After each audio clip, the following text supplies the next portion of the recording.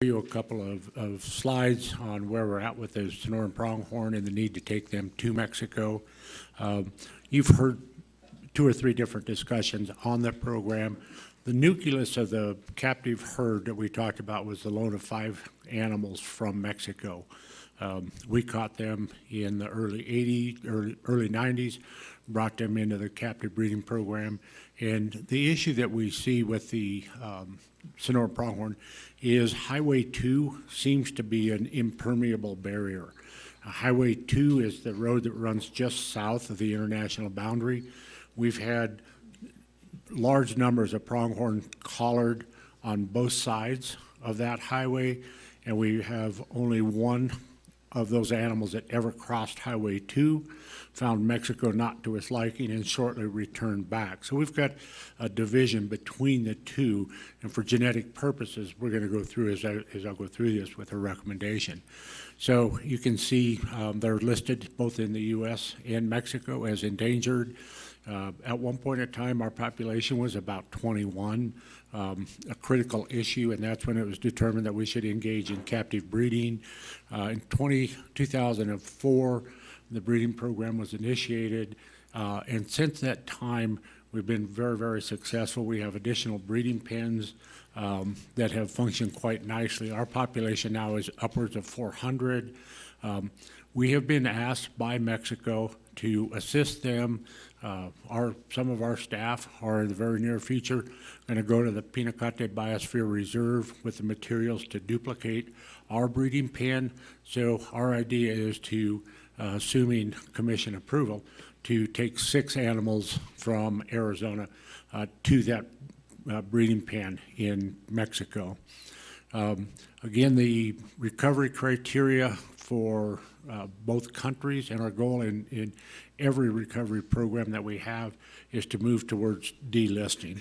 And so delisting the Sonoran pronghorn requires, much the same as we have with the Mexican wolf, that we have recovery in both countries. So it's critical that we're able to take some of the animals that we have and move them to Mexico. The Sonoran pronghorn recovery team has recommended that 6 Sonoran pronghorn be sent to Mexico, assuming all the approvals are obtained, which are, as you could imagine, moving live animals from the U.S. to Mexico is quite a lengthy period.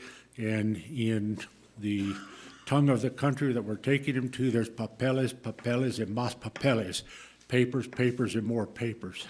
Our goal is to move them by December of 2019, which is the reason why we're here. A question. Yes, sir. Commissioner. Thank you, Mr. Chairman. Jim, 2 questions. One is I was looking forward to hearing you say that word in the first paragraph. I have no idea how you would say that, so I was just looking forward to hearing you say it. Could you say it again for the commissioner? Heterozygosity. How about we substitute genetic diversity and neither of us become tongue-tied? I was just looking forward to you saying that. But my real question is, obviously this is a great success story for the department, your folks. My question is just one of interest. Why 6? Why not 15 or 20 or what's the magic of 6? So I think the magic of 6 is just, this is a trial for us to move north to south. Okay. We brought 5 south to north, so it's just kind of a similar number. Okay. If we can accomplish our objective and move the animals safely and without issue, it's in all likelihood we'll return to the commission probably in 2 years seeking permission to move more. Okay. I think from a heterozygosity standpoint, creating this movement back and forth is quite important, not only for the Sonoran pronghorn, but the same concept would exist for, say, Mexican wolf, where it's, in science terms, it's called human-aided migration. So the 6 is not a magic number. It could have been 8, but it's similar to what we borrowed from Mexico. And my second question is, do you see that the Highway 2 issue, so unlike I know we've dealt with before when there was discussions about the wall, and so we started talking about mechanical migration, or do you think this is a permanent where there's gonna be this necessary relationship, and that's a good thing, a necessary relationship to where we're aiding in migration probably into perpetuity. So, Mr. Chairman, Commissioner Davis, I think this concept, whether it's with Sonoran pronghorn, Mexican wolves, a number of species, probably is a testimony to the hard work that Francisco Abarca and his crew have done to build that binational relationship. So I think things, we need thick-billed parrots.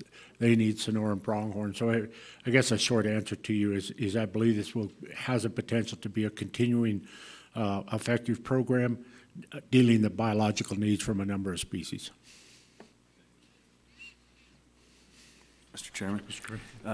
Jim, what about our genetic diversity on our side? Is there any need to have some of their animals from the Mexican side, or do we have the diversity that we need? Or is there an issue with that? So, Chairman Sparks, Commissioner Zeiler, we did bring some in to help us with our genetic diversity, and as Commissioner Davis asked, I anticipate that at some point of time we'll have I won't say a fluid exchange, but certainly a periodic exchange. And the nice thing about genetic diversity is it doesn't take a huge amount of animals to bring in effective regeneration. A few males here and there is really quite effective. Thank you. So, Mr. Chairman, if there's no other questions, I do have a recommendation. Please go forward. The department recommends that the commission vote to approve the exportation of up to 6 Sonoran pronghorn to Mexico over the next 2 years, but as early as December 2019, to maintain range-wide genetic heterozygosity and to support genetic goals. And we put 2 periods on that one for emphasis. Any recommendation? So moved. Second. Anybody opposed? All in favor? 5-0. Thank you. Mr. Chairman, item 15 is Landowner Leasing Sportsman's Relations Committee appointment. Jim DeVos will be presenting that as well. Thank you, Ty. Again, good afternoon, gentlemen. Item 15 was a recommendation to add some membership to the Landowner Leasing Sportsman Relation Committee. It's odd how when you have a little bit of tenure, you look back. That was a committee that Jack Metzger and I started quite some time ago at a time when relationships were candidly quite contentious. So we've been going through this program for quite some time. It is a commission-sponsored committee. So one of the things that I try and do with staff that are going to be presenting before the commission is visit with them before the commission meeting to have a dialogue of things that I think might come up. So one of the things that I found when I reviewed this with staff is that we really didn't have any standard workflow, and the request for membership was simply a word of mouth thing.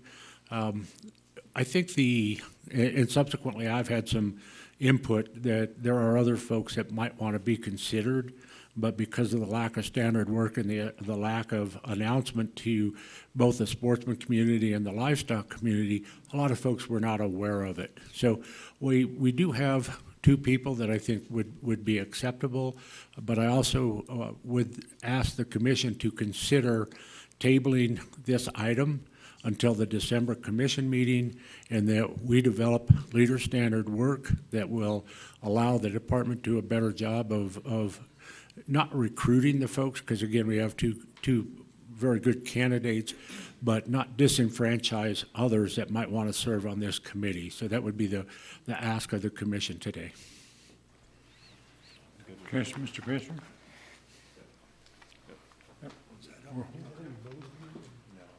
I'm certainly in favor of it. So. Thank you. Mr. Chairman, item 16 is off-cycle request to amend Commission Order 40 at Festival Fields Park, Avondale, and Graham County Fairgrounds Park, Safford. Presenter Scott Gurton, Community Fishing Program Manager. Thank you, Director Gray. Mr. Chairman, members of the commission, it's great to be here today, not just because it's Greer.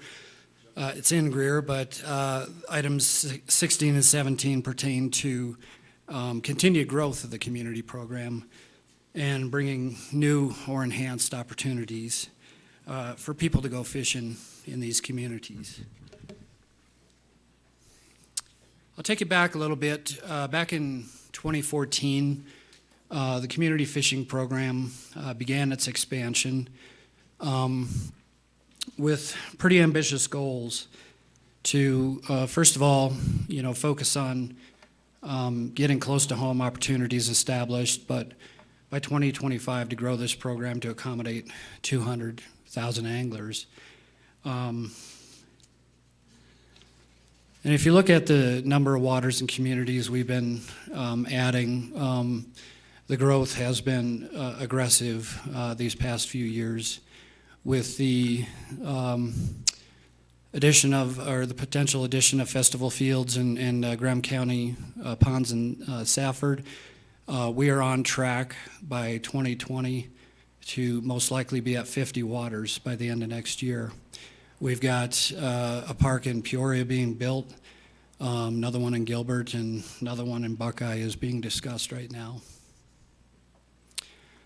In terms of just a little more information about the park, Festival Fields is down in sort of the southwestern part of the valley, area of large growth down there, close to that Buckeye area as well.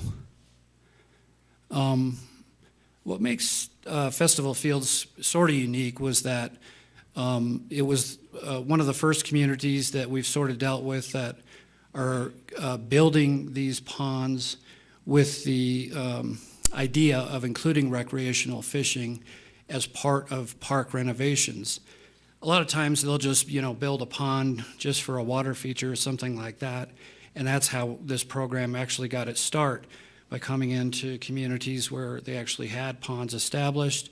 But now the communities are looking out there and seeing the other communities are having these things. So when they're considering park renovations or construction of a new park, these are the things that we're starting to hear about. So my phone will start ringing. As I mentioned, we've received calls from Peoria. They're actively building that one right now, Peoria Paloma Park. Another park in Gilbert, which is a pretty big one. The director for Parks and Rec in Buckeye was the former director for Parks and Rec in Gilbert, and Buckeye does not have any ponds in their parks, so he's pretty keyed up about building a fishing pond in Sundance Park. We've also got others in Mesa, even here in the town of Eager, considering getting a pond established in Ramsey Park, and we'll be meeting with city officials in October. The park itself is, the pond is 2.5 acres in size. I already mentioned about it was part of a renovation project. It's the second site in the city of Avondale. And we're planning to add that to our expansion waters with a grand opening in probably late November or December of 2019. Right now, in the lower corner of the slide there, that's kind of how we add our expansion waters. It's a less intensive stocking than what we call our core waters, but nonetheless, it's been pretty effective as we have expanded the program here. The other site, Graham County Fairgrounds Pond, is located in the town of Safford. I couldn't really find out much information about when the pond was actually constructed, but I do believe it's been there for several years. It's also about a 2.5 acre pond. It's the first one that we proposed in Safford or really anywhere near there. The county periodically stocked it, mostly for events or derbies, just once or twice a year. It was pretty limited. Department records indicate that we have stocked it with trout between 2004 and 2015, just periodically. So it was a great site. It was an existing spot, and we would also add that to our expansion program. So in terms of establishing daily bag limits, we've got obviously statewide limits established. We've got special regulation waters, but within the community fishing program, we've pretty much focused on what we call lake and pond bag limit strategies. The lake limits really pertained to waters that were intensively stocked. Every couple of weeks, we established, limits of 4 catfish, 4 trout, 10 sunfish, and so on. Our pond concept is akin, or it was associated with the waters that we've intended to add through expanding the program. And so those are half the limits of the lake limits. And we're proposing to add Festival Fields and Graham County Fairgrounds Pond under the pond bag limits. Mr. Chairman, members of the commission, I'll take any questions, and I do have a recommendation if you so wish. Why don't you proceed with your recommendation? Okay. The department recommends that the commission vote to amend Commission Order 40 Fish establishing bag and possession limits within Festival Fields Pond and Graham County Fairgrounds Pond as proposed. Mr. Chairman, so moved. Second. All in favor? Aye. Anyone opposed? Passes 5-0. We got a great program. We hope you keep this going. It's certainly popular throughout the state, and people are starting to pay attention to it, so. Absolutely. Stay Mr. on. Chairman, thank you. Mr. Chairman. Thank you. Scott, great presentation. One question for you. Sure. Do any of these communities offer to help people go online to get a fishing license? If somebody walks into one of those offices and says, what do I need to do to fish here? Is there somebody qualified that can say, that can help them to get a license right there? We have tried to work that into agreements in the past. Obviously, every community is structured a little differently. Gilbert, for example, was pretty proactive, and in their community centers, they actually went forward and became a licensed dealer. And I believe they still sell licenses to this day. Mm-hmm. But for most of them, they just haven't really been interested in offering that because it requires them to become a licensed dealer. And sometimes I guess they just, choose not to do that. But we have brought it up with them, before. Okay, thank you. Scott, one of the questions I had is, are we reaching out to real estate developers? Because the idea of the pond and housing and fishing facilities, I think looks like a great addition. There's certainly some cities in the state that have done very, very well having done that. But there's a lot of developers, I think, that might be interested in us being a part of their development program. Yeah, absolutely, Mr. Chairman. You bring up a great point. There's a lot of water out there that has been constructed as part of housing developments, homeowners associations. We've approached several of them throughout the valley, and most often, the requirement for us to stock the fish means that they need to keep it open to the general public, and usually that pretty much kills the conversation. The other thing we sort of deal with is they're not structured or designed for intensive public use. For example, like Swarita is actually predominantly a homeowners association, but the city does own property on the south and the north ends of the lake. So in cases like that, where the city does own property, I think we've got a better chance. We've talked with communities down in, I think it's Litchfield Park, we've talked with Mesa, we've talked with Estrella Mountain, and usually the answer is no, but I'm always keen to keep an eyes open. I've even approached Anthem a couple of times to see if we could get them. I have one other question. Just food for thought and just something to think about. It's interesting, the other day I was driving by one of our lakes that I live near, and it was shortly after, we announced stocking, and there were a lot of folks there, which was great.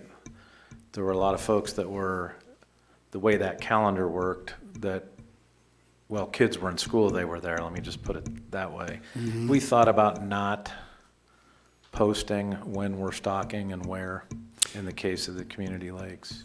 So years ago, we actually posted the actual day. Yeah. And what we found out was that ended up in kind of the mob, Yes. mentality.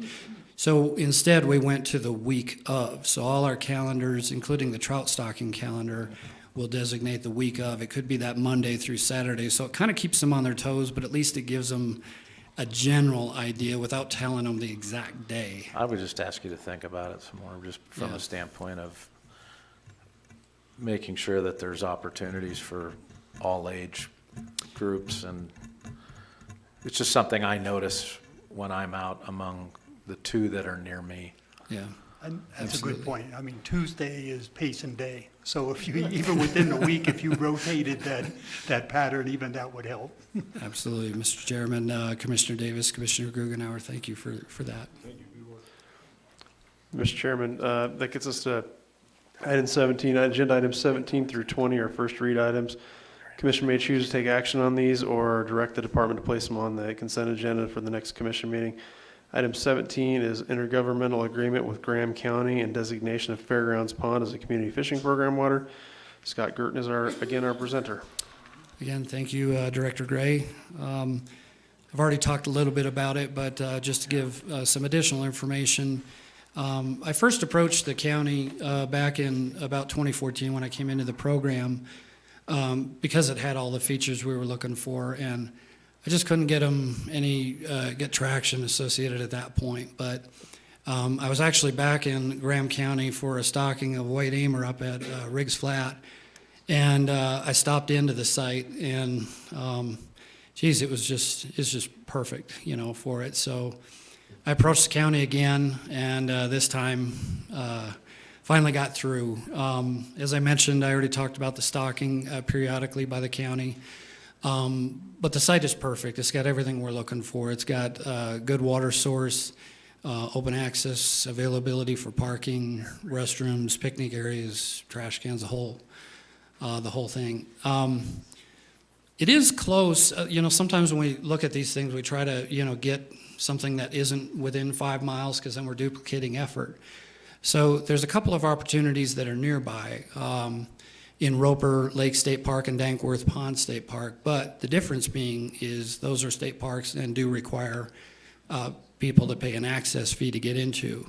So the closest free fishing area within that general region is Clough Ranch Pond or Fry Mesa Reservoir. So that's what makes this one really special.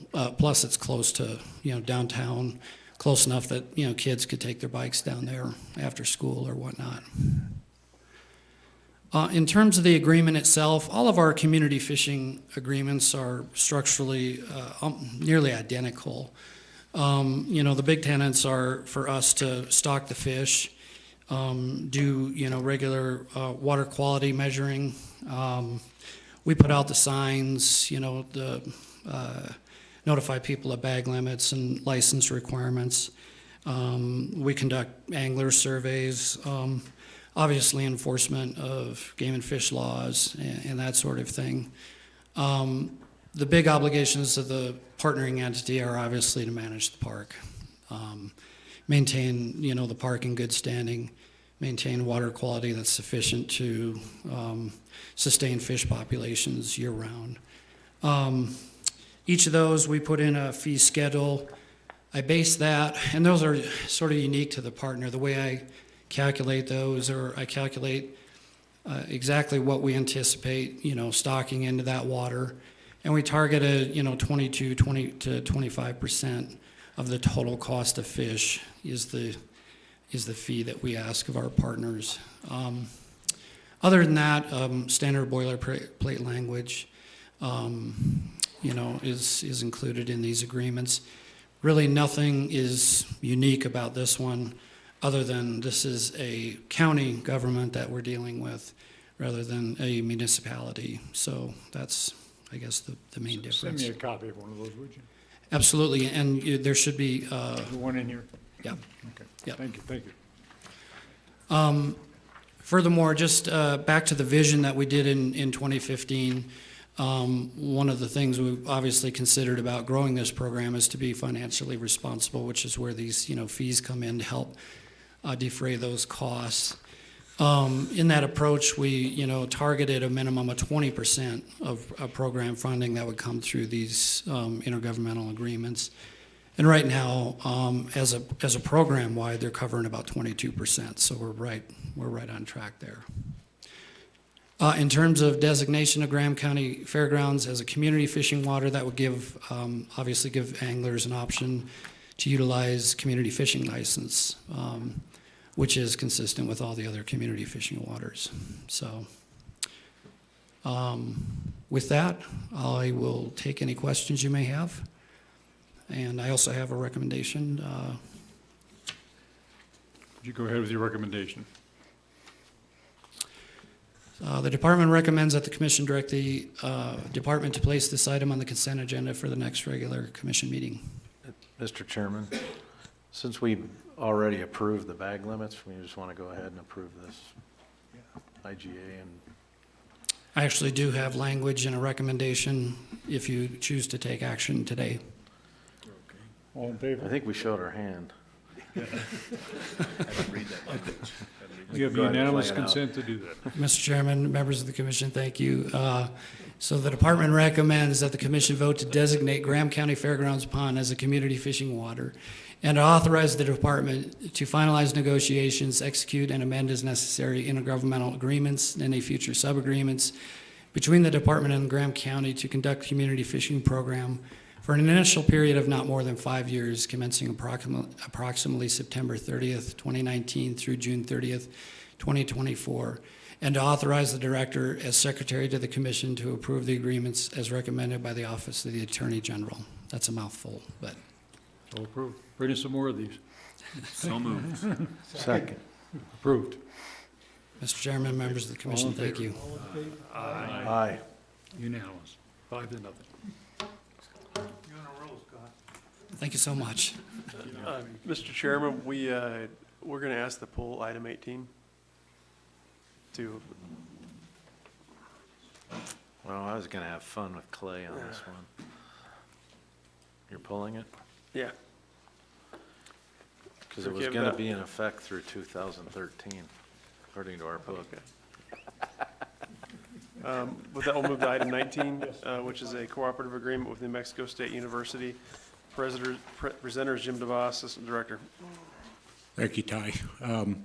Mr. Chairman, Commissioners, normally I'm not particularly nervous when I come up here, but after the rancor I heard from the commission over their alma maters and emphasis on which was better than the other, a bit of trepidation that I'm talking about an out-of-state university that we might want to partner with. We do have questions. I'm quite certain that we will have questions, and hopefully I can address those. So I think one of the issues that we have before us that is often mentioned as we talk about the elk population in eastern Arizona is what's the long-term effect of wolf depredation on our elk herds. The state of New Mexico and their Game and Fish Department asked for a legislative appropriation of $2 million to begin a study in New Mexico on that very question. Because of the relationship that Arizona and New Mexico share and the respect we have for each other's agencies, New Mexico Game and Fish asked if Arizona would become a partner. The reason that it's of our mutual interest is now we get to look at the relation of wolf depredation and elk throughout the range, current range, and future range of the Mexican wolf. So it is a joint project between Arizona and New Mexico. Our objective is, as I said, to look at cause-specific mortality for elk in the area of high wolf density and areas that are of low wolf density. And those data will help us understand today the impact of wolves, and as time moves on and recovery proceeds, give us an opportunity to compare today with the future. So as part of this project, in this last year, the department captured 158 cow elk at the cost of $100,000. At that point of time, New Mexico Game and Fish had contributed well over $1 million to their portion of the study. For FY20, the commission's approved a budget of $256,000 for Arizona's participation. We have an agreement, draft agreement with New Mexico State University that has been reviewed by the department's Assistant Attorney General. So again, to save some time and questions, again, why New Mexico State? Well, first of all, that was the contract organization that New Mexico Game and Fish chose. They are the project leader. Our total anticipated cost is about 25% of what New Mexico's kicking in. It's being done through the USGS Cooperative Research Unit. Jimmy Kane, Dr. Jimmy Kane is the leader and the lead scientist. Jimmy does have ties to Arizona. He obtained his PhD at an Arizona school. I'll leave it to you to guess which one so we don't start fights between the commission. But we do have a very solid, strong relationship with Jimmy Kane. The department helped him with both his master's and his PhD work. Again, New Mexico is lead, and the New Mexico Game and Fish, and they did choose the university. So I told you a little bit ago we might look at some cool data. So if you look at the upper column, cows captured between the two states is a total of 422, 158 in Arizona, 264 in New Mexico. Part of the study is not only look at adult survival and cause-specific mortality, but also look at calves and neonate survivorship. So largely with either hand capture or helicopter capture, between the two states, we captured 229 calves this year, 69 in Arizona, 160 in New Mexico. So far, our survival rate, if you look at the total survival rate, 94% of the marked animals have survived from the cow segment, 97% survival in Arizona, 92 in New Mexico. Calves, 79% survival total, 75 in Arizona and 81 in New Mexico. So if you think about what we look at in wildlife management is what's a reasonable survival rate for calves, somewhere in that 50 to 60% survival range is a good survivorship. So let's look at a little bit of the data that we have. These are cause-specific causes of death in Arizona. Starting malnutrition, 0, coyote predation, and this is adults on the left side of the screen. 1/3% of the cows perished because of coyote predation. 1.9% of the mortality was assigned to mountain lions. Bear predation, 0. Wolf predation, 0.03. Roadkill, 0.9. And you could read the rest of them. So I think a couple of important points here, mountain lions and roadkill are two of the primary mortality causes. Wolf mortality in this segment has been relatively small. So if we move to the right-hand column, those data again mimic those on the left side, other than this is for the calf segment. And here I'll call your attention not to all of them, but coyote predation has been the highest source of mortality for neonate elk. Wolf predation has been 2.4, which is the second leading cause.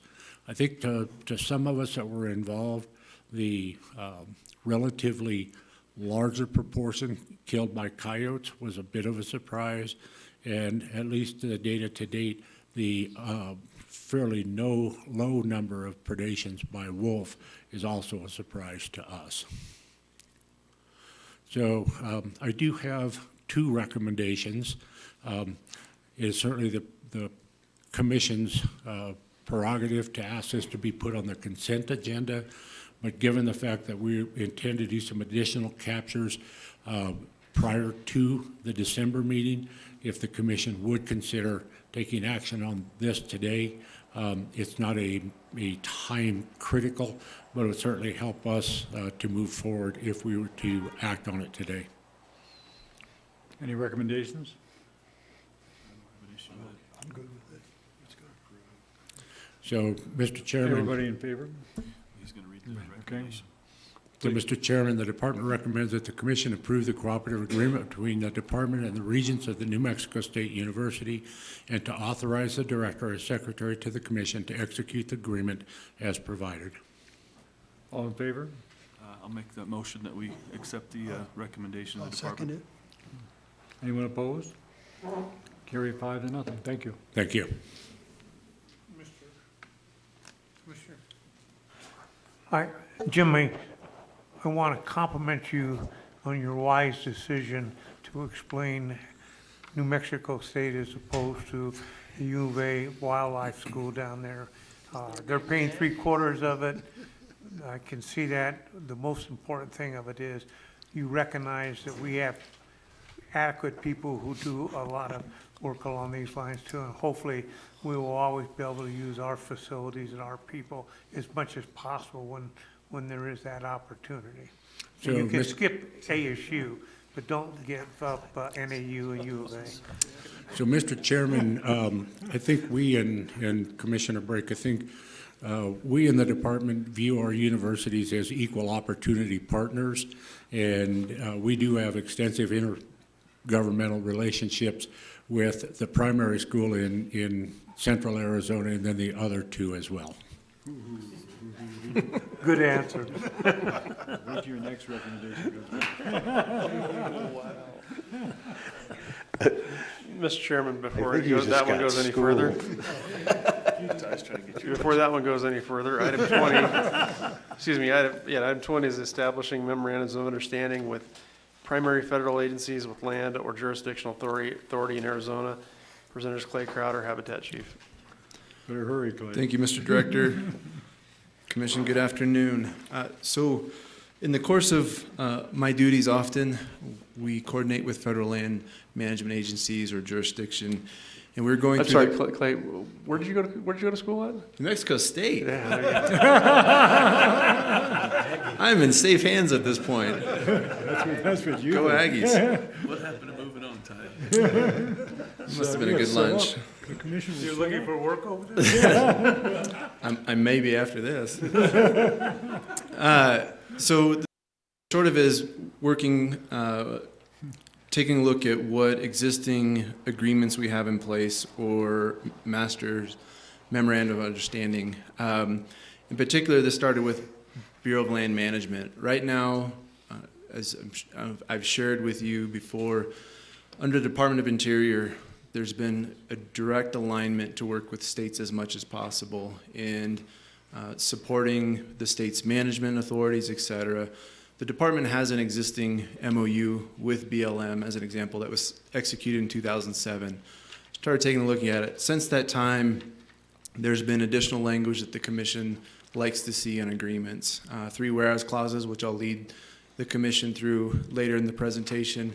The other part of this too is things that we've encountered, and more recently the support from BLM to recognize activities such as wildlife management activities in wilderness and how those are pulled through or identified in an MOU that would allow that framework to be in place so that staff in both agencies would recognize the importance of that.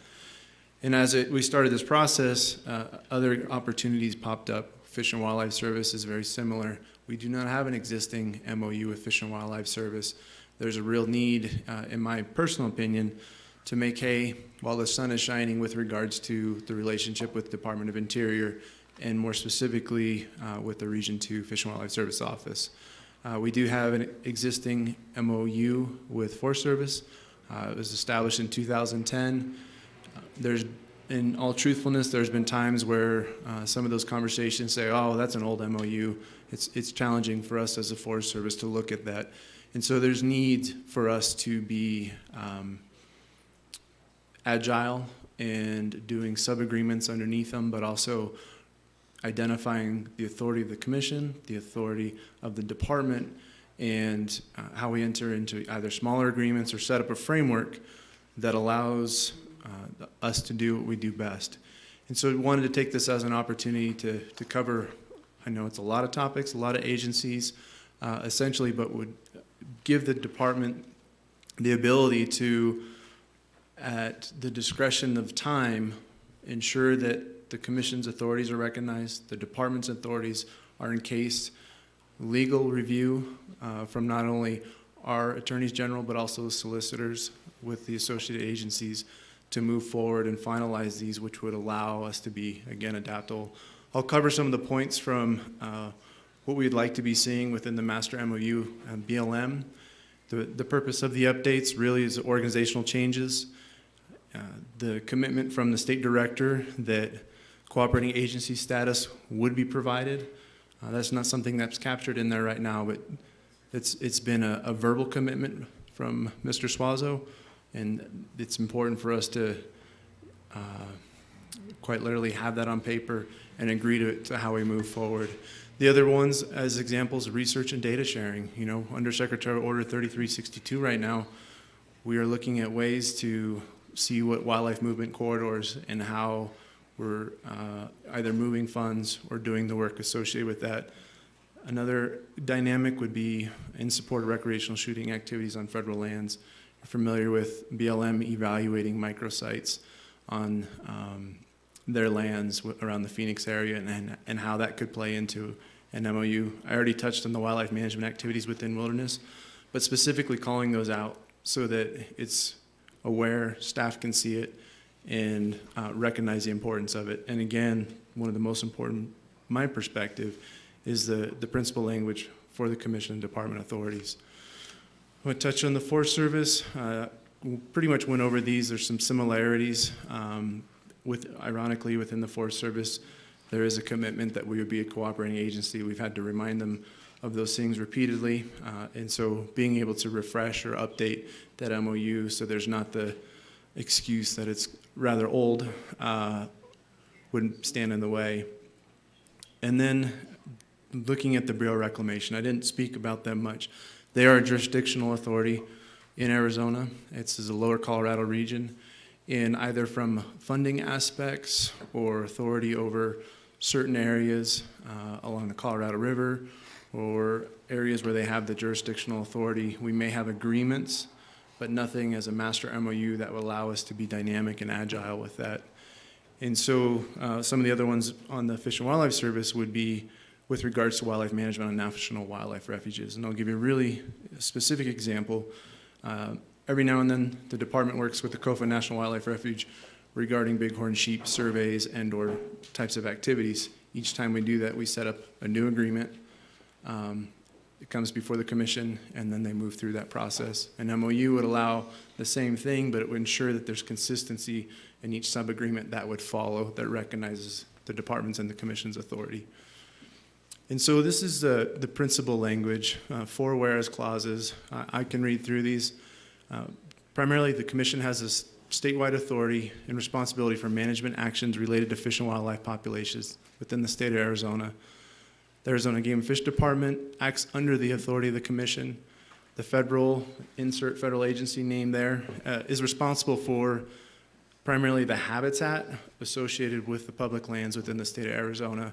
And then finally, the federal agency has primary responsibility for management actions in support of the habitat. In some cases, Fish and Wildlife Service, depending on status of the species, would have some authority of that, but again, the department and the commission have the primary responsibility. This, unless there's any specific questions, I do have 2 recommendations for the commission. Either of them, I mean, this is on the consent agenda. There's no rush on these, but also recognizing because I'm encapsulating 4 agencies within this, there could be some discussion from your perspective. Mr. Chairman. Go ahead, Mr. Commissioner. Clay, this wouldn't be an all-inclusive. You'd see, because of the uniqueness of each of these MOUs that we signed, there'd still be case-specific type actions that would need to be added. So, Mr. Chairman, Commissioner Guggenauer, if I understand you correctly, so we have a master MOU with each federal entity. And underneath that, if there were specific, so the MOUs don't set up how we would do contractual agreements, those types of things for fund transfer. Those would still be smaller ones underneath that would feed up into the master MOU. The language would all tier to a single one so that it's consistent in the terminology, if I understood you correctly. You got it, yes, Okay. thank you. Commissioner? Mostly for the commission, from my perspective, again, I don't think there's any reason to wait on this issue, is to get it moving as quickly as possible. Obviously, we're dealing with earlier aspects of this where certain things aren't happening. So to me, having the master agreement brought up to speed, which, thank you, Clay, for looking at that. Not surprised you went to New Mexico's premier state university. It's too bad you couldn't go to NAU and go to the Arizona's premier state university. But, I'd like to move forward as quickly as possible. To me, there's no reason to wait. We have no problem. Yes, Mr. Chairman, I totally agree with Commissioner Davis. I agree with Commissioner Davis. I don't see the point of not going forward with this now. And just because it'll just take up time, we'll go through the same thing. So my suggestion is, do we need a motion to do this? we do need a motion. We need a To recommendation. do it now? He'll do that. Mr. Chairman, Commissioner Brake, that is correct. I have a recommendation that I can read. So, I'll go ahead and read it then. The department recommends the commission approve the principal language for the master memorandum of understanding between the department, the USBLM Arizona State Office, U.S. Forest Service Southwestern Region, U.S. Bureau of Reclamation Lower Colorado Region, and the Fish and Wildlife Service Region 2 Office, and to authorize the director as secretary of the commission to execute the memorandum of understanding as necessary. So moved. Second. All in favor? Aye. Any opposition? Carries 5-0. Thank you, Commissioner. I appreciate your time. Mr. Chairman, that's the end of our first read items. Item 21 is the 2019 Annual Commission Awards Selection. Presenters Kent Comedina, Special Assistant to the Director. Good afternoon. We're almost finished here. Last two things. As you know, the department has solicited nominations for these awards that we do. You present each year at the banquet. We started on June 7th and we concluded that on September 6th. There's 39 nominations overall for individuals and organizations, and those nominations have been presented to you, and you have made some initial votes on those, and if you would like, I can read the outcome, and then you can decide if you want to vote to make those your nominees or your winners. Ready to go, Mr. Chairman? Go ahead. Please, go ahead. Okay, thanks. The Award of Excellence, in this particular one, you can have more than one person that can receive the award. And in this case, you have Jackie Meck, as well as the Department of Defense and Barry M. Goldwater Ranges as the two. For the Youth Conservationist of the Year, Ariel O'Connor. Media of the Year, Cronkite News. Conservation Organization of the Year, AMDO. Conservationist of the Year, Bob Jacobs. Natural Resource Professional of the Year, Ray Suazo. Volunteer of the Year, Randy Stalkup. Educator of the Year, Dr. Jim Strogan. Mentor of the Year, William Hill. Advocate of the Year, Regina Cobb. Business Partner of the Year, Mother Road Brewing Company. Buck Appleby Hunter Education Instructor of the Year, Russ Gunderson. And Wildlife Habitat Steward of the Year, the Bar T Bar Ranch, Bob and Judy Prosser.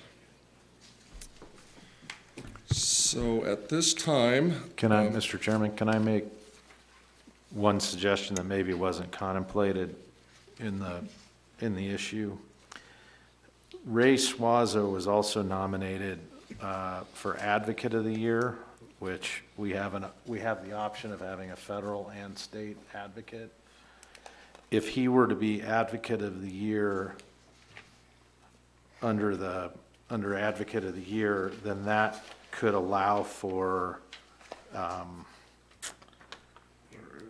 Richard Myers, who's nominated by Larry Phoenix, to be Professional of the Year. Just a point that I raise. Do we have an Advocate of the Year right now? We have a state, Regina Cobb, You're talking about the federal. but yeah. So that wouldn't affect the state at all? Mr. Chairman, what you elected to do this go-around, I'm sorry, is to, instead of having a federal and a state, you could have two Advocates of the Year. Right.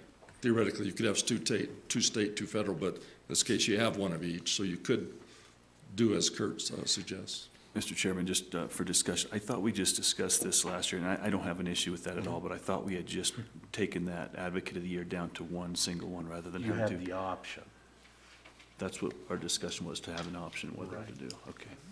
but you still had the option to have more than one if you wanted to. I just want to make sure we covered any issues that came up before. I don't remember the conversation. I do remember that we changed that up a little bit. I don't have a problem with that. You have a recommendation? He just read it. I read So, the you wanna recommendations, make a- but if make a you motion? We gotta go to the 2 or the 1, that's what I'm trying to. Well, he can make that in his motion. Okay. So I, Mr. Chairman, I can make a motion to approve the commission award nominees as presented by Kent, except for the change of making Ray Suazo a Advocate of the Year and Richard Myers then Natural Resource Professional of the Year. All in favor? Aye. Any opposition? Vote 5-0 in favor.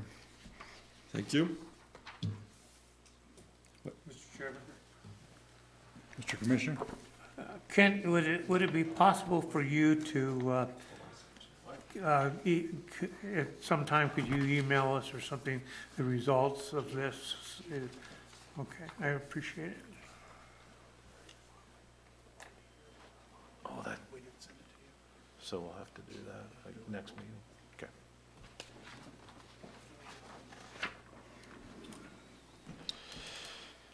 All right, Mr. Chairman, that brings us to item 21A, proposed dates of Arizona Game and Fish Commission meeting and banquet for January 2021.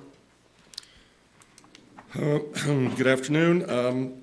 If you remember back a little, back in maybe